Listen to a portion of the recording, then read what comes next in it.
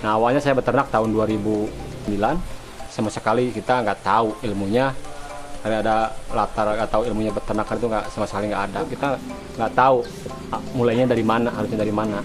Awal saya beternak di start di 3 ekor, kami tambah lagi jadi 10, dari 10 jadi 60, dari 60 ternyata jadi habis gitu, jadi tinggal 10. Nah, kenapa gitu masalahnya jadi habis? Cari-cari informasi, ikut pendidikan, ikut apa, pelatihan kayak yang diselenggarakan oleh dinas-dinas instansi dinas pemerintahan gitu, kita ikutin. Ternyata ketahuan malnutrisi itu ujungnya ya di pakan.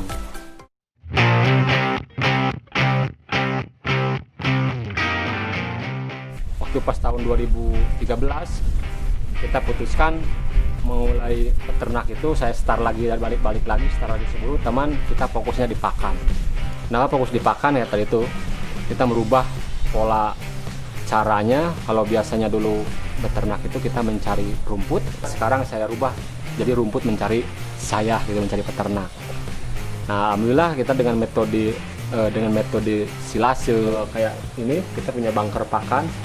Ini untuk sapi 20 ekor, insya Allah cukup untuk setahun. Jadi aman untuk setahun ke depan. Kata orang kan impossible, tapi nyatanya alhamdulillah. Berpikir gini, kita punya sapi, udah sapinya aja dulu, punya kandang, punya sapi, rumputnya mana? Mencari itu bisa 1 jam, bisa 2 jam, bisa 3 jam, bisa juga tidak dapat. Kita dengan gunakan beternak tanpa istilah punya lahan, tidak harus punya lahan luas. Kalau kita mau membaca dan memanfaatkan potensi-potensi yang ada di sekitar kita.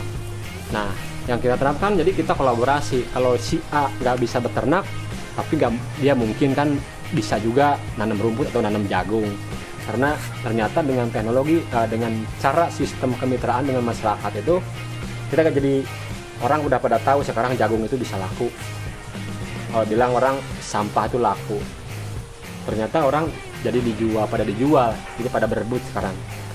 Nah, kita dengan ini, dengan sistem bekerja sama dengan petani yang ada di sekitar ini kita nih, nah kita mendapatkan produk seperti ini, jagung, rumput yang kita bikin silase. Nah, berarti kita kerjasama juga kan. Akhirnya kita yang peternak punya rumput atau punya pakan, dia juga bisa jual pakan hasil pertaniannya. Alhamdulillah, saya pada tahun 2019 kemarin, saya dapat bantuan mesin ini, namanya mesin Select Baler. Ini sangat tepat.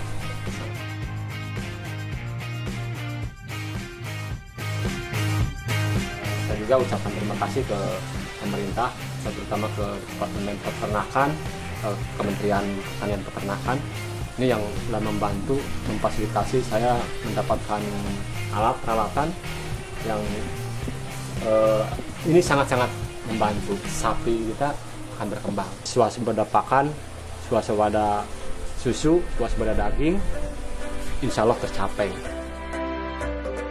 Dengan teknologi silase ini kita bisa aman. Tidak ada istilah musim panas, musim hujan, musim apapun, ya itu kita nggak usah ngeluh-ngeluh lagi gitu. Silasenya ada yang pakai yang jagung tok, tebun jagungnya aja. Ada juga yang kita silase yang jagung utuh gitu. Ada 2 grade, bahkan ada juga kita bikin silase yang campur, ada indigo pera dan juga ada kaliandra. Nah, kita lagi uji coba yang seperti itu gitu. Alhamdulillah bagus. Dikasihkan ke sapi suka semua, dan akhirnya dalam jangka waktu hampir 2 tahun saya nggak habis rumput sama sekali. Setelah itu kita evaluasi lagi, sapi itu alhamdulillah lah berkembang, dan berkembangnya ternyata start awalnya dari pakannya dulu, ketersediaan pakan dulu. Manfaat silase ini ya jelas, kita nggak mikir lagi kemana mencari rumput. Yang sekarang dipikir itu gimana caranya produksi kita banyak.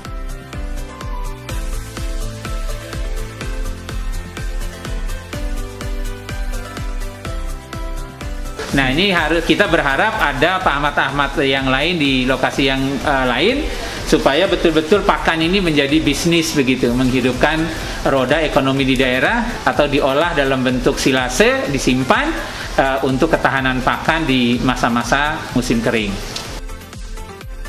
Sebetulnya di era new normal ini yang punya ketahanan ekonomi seperti ini hidupnya dari pertanian dan peternakan, dan itu juga yang akan mensuplai kebutuhan pangan untuk daerah perkotaan. Di era digital sekarang ini akan jauh lebih menguntungkan. Jadi orang yang belum tahu jadi tahu, dan ini juga bahkan Pak Ahmad ini beliau sudah mengirimkan sampai ke Bali ya. Nah, sampai ke Bali nih produknya. Teman-teman di wilayah yang lain, ayo kita berpacu untuk menyiapkan diri kita dalam rangka penyediaan pangan untuk masyarakat secara luas.